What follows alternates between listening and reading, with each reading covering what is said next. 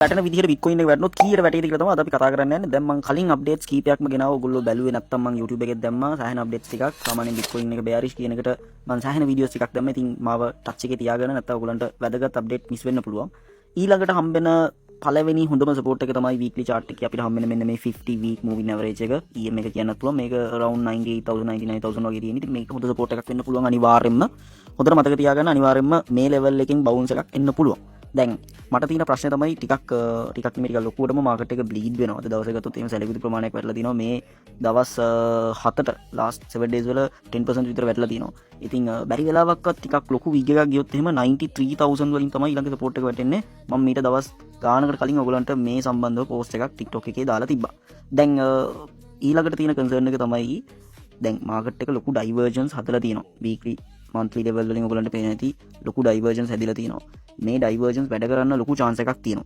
ඉතින් පොඩ්ඩක් බලන්න මම YouTube එකේ ලොකු වීඩියෝ එකක් දාලා තියෙනවා. ඉතින් ඒකත් ඔයගලන්ට help එකක් වෙයි. ඊළඟට weekly level එකකින් weekly RSI එකකින් මට තියෙනවා ලොකු බයක් මෙන්න මේ support එක සම්බන්ධව. මෙයා දැන් මේ බුල් මාකට් එක පුරාවටම ලොකු හෙල්ප් එකක් දුන්නා 2023 24 දෙපාරක්. ඒ වගේම මේ අවුරුද්දේ ඔයගලන්ට මතක ඇති මාර්තු අප්‍රේල් වල. දැන් මේ වෙනකොට ඉන්නේ හරියට මේ සපෝට් එක ළඟ.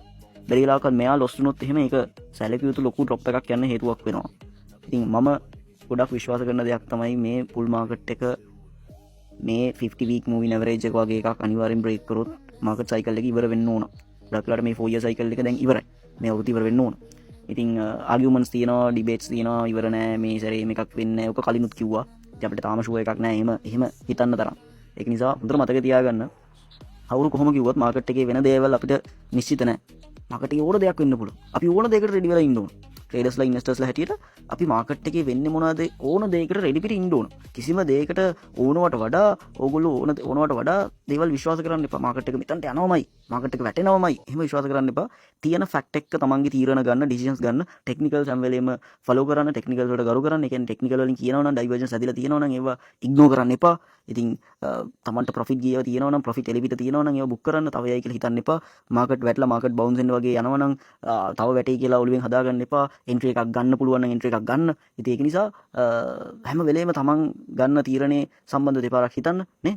ඉතින් ටෙක්නිකල්ස් බලන්න. ඒ දේවල් ටික කියනවා. එහෙනම් ඔයගොල්ලෝ මොනවද හිතන්නේ? ඔයගලන්ට මොනවද තව අප්ඩේට්ස් ඕන, මොන හරි এডুকেෂන් කන්ටෙන්ට් ඕන නම් මට ඒකක් දාන්න කමෙන්ට් එකක්. එහෙනම් thank you very much. මම අෂාන්.